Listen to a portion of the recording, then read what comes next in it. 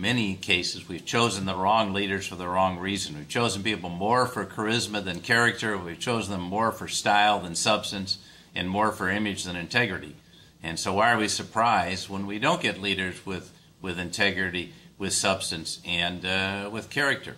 I think we need to step aside and let new leaders take over, because those trained in the power model think they have the power, and they actually don't have it. They can't move organizations, particularly in a large global organizations. Unless they're aligned around mission and values, they're not going to be able to move their organization. Sure, they can cut out 10,000 people. That's easy. They can't build an organization. They can't empower people in Korea and in Saudi Arabia and Alabama and in Brazil to align around a common mission and values unless they know how to empower people.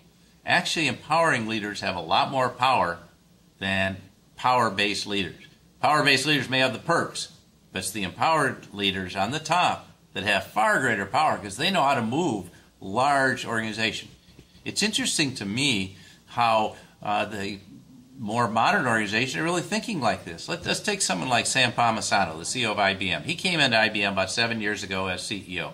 He took over a very hierarchical organization. Lou Gerstner had saved the organization from its hierarchy, but the hierarchy wasn't gone. Everyone was focused on silos, politics, and Sam decided the first thing he did is he ran a 72-hour values jam to say, what should the values of IBM be? And over 300,000 people participated in this computerized, active, live values jam. And the values they came up with are not surprising.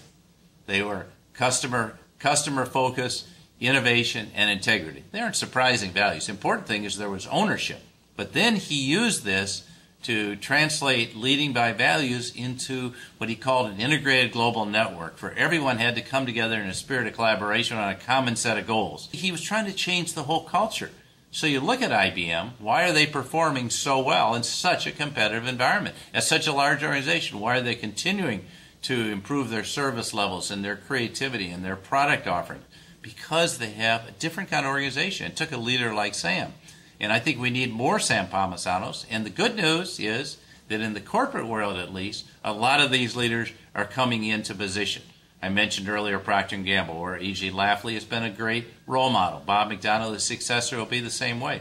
But now there are lots of CEOs stepping into organizations that are highly creative, that are following more of the Silicon Valley mold. I mean, how can a Steve Jobs or a John Chambers at Cisco be successful unless they're willing to empower people at all levels? Well, why did Apple lose its creativity in the 12 years Jobs was gone? Because they tried to revert back to a hierarchical model.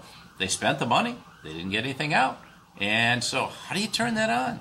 And so I think you realize that people who do that have, frankly, in the end, a lot more power than these hierarchical leaders who think they're consolidating all the power in their office, and actually they have no ability to move the organization. That's real power. If you can sustain the growth of an organization so it's growing year after year after year, that's real power.